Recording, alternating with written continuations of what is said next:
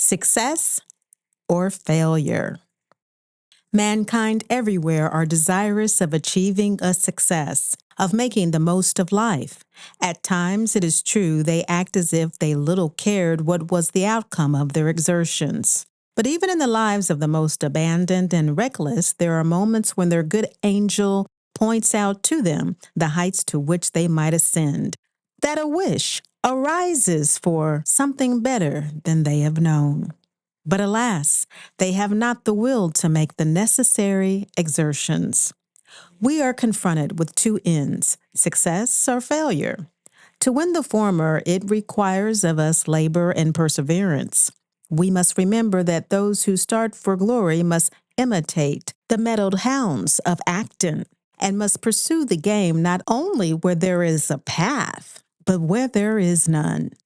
They must be able to stimulate and to disseminate, to leap and to creep, to conquer the earth like Caesar, to fall down and kiss it like Brutus, to throw their sword like Brennus into the trembling scale, or like Nelson, to snatch the laurels from the doubtful hand of victory while she is hesitating where to bestow them. He that would win success in life must make perseverance his bosom friend, experience his wise counselor, caution his elder brother, and hope his guardian genius. He must not repine because the fates are sometimes against him. But when he trips or falls, let him, like Caesar when he stumbled on shore, stumble forward, and by escaping the omen, change its nature and meaning. Remembering that those very circumstances which are apt to be abused as the palliatives of failure are the true test of merit. Let him grip up his loins for whatever in the mysterious economy of the future may await him. Thus will he rise superior to ill fortune and becoming daily more and more impassive to its attacks. Will learn to force his way in spite of it till at last he will be able to fashion his luck to his will. Life is too short, says a shrewd thinker, for us to waste one moment in deploring our lot. We must go after success since it will not come to us, and we have no time to spare. If you wish to succeed, you must do as you would to get in through a crowd to a gate all are anxious to reach. Hold your ground and push hard. To stand still is to give up the battle. Give your energies to the highest employment of which your nature is capable. Be alive, be patient, work hard, watch opportunities, be rigidly honest, hope for the best, and if you are not able to reach the goal of your ambition, which is possible in spite of your utmost efforts, you will die with the consciousness of having done your best, which is, after all, the truest success to which man can aspire. As manhood dawns and the young man catches his first lights, the pinnacles of realized dreams, the golden domes of high possibilities, and the purpling hills of great delights, and then looks down upon the narrow, sinuous, long, and dusty paths by which others have reached them, he is apt to be disgusted with the passage and to seek for success through broader channels and by quicker means. To begin at the foot of the hills and work slowly to the top seems a very discouraging process, and here it is that thousands of young men have made shipwreck of their lives. There is no royal road to success.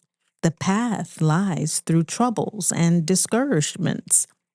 It lies through fields of earnest, patient labor. It calls on the young man to put forth energy and determination. It bids him build well his foundation, but it promises in reward of this a crowning triumph. There never was a time in the world's history when high success in any profession or calling demanded harder or more earnest labor than now. It is impossible to succeed in a hurry. Men can no longer go at a single leap into eminent positions. As those articles are most highly prized to attain, which requires the greatest amount of labor, so the road that leads to success is long and rugged. What matter if a round does break or a foot slip? Such things must be expected, and being expected, they must be overcome. Rome was not built in a day, but proofs of her magnificent temples are still to be seen. We each prepare a temple to last through all eternity, a structure to last so long. Can it take but a day to build it? The days of a lifetime are necessary to build the monument mightier than Rome and more enduring than adamant. It is hard, earnest work, step by step, that secures success. And while energy and perseverance are securing the prize for steady workers, others sitting down by the wayside are wondering why they too cannot be successful. They surely forget that the true key is labor, and that nothing but a strong, resolute will can turn it. The secret of one's success or failure is usually contained in answer to the question, how earnest is he?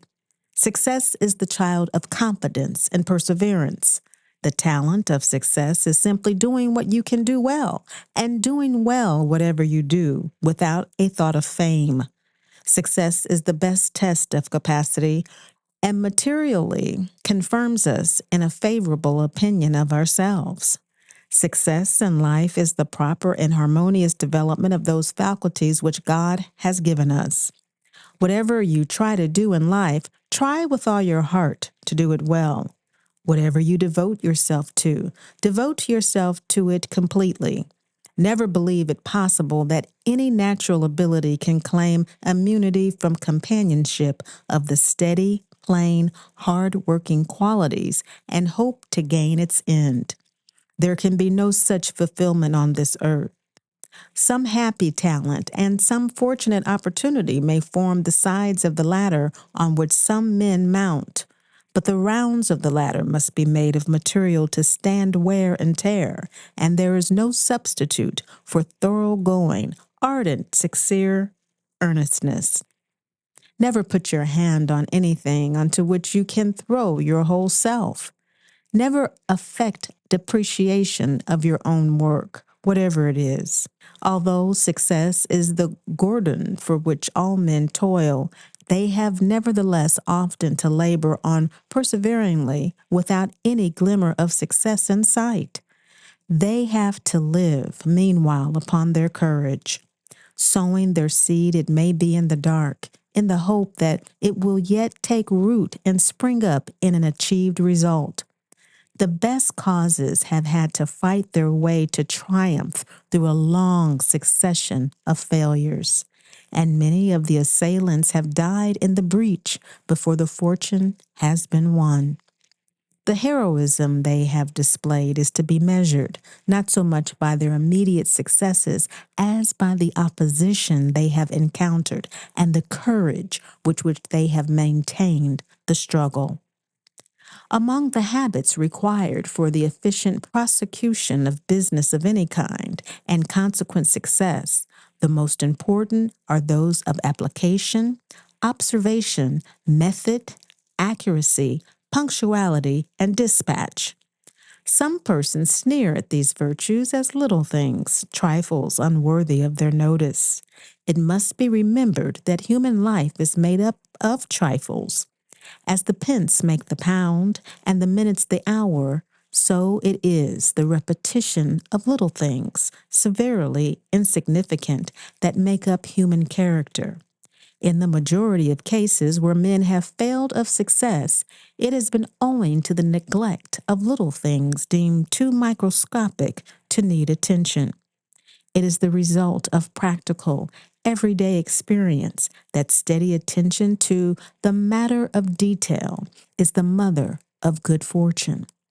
Accuracy is also of much importance and an invariable mark of good training in a man. Accuracy in observation, accuracy in speech, accuracy in the transaction of affairs. What is done in business must be done well if you would win the success desired.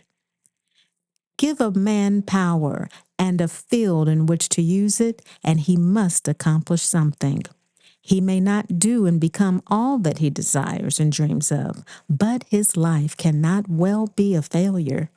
God has given to all of us ability and opportunity enough to be moderately successful. If we utterly fail in the majority of cases, it is our own fault. We have either neglected to improve the talents with which our Creator has endowed us, or we fail to enter the door that has opened for us. Such is the constitution of human society that the wise person gradually learns not to expect too much from life.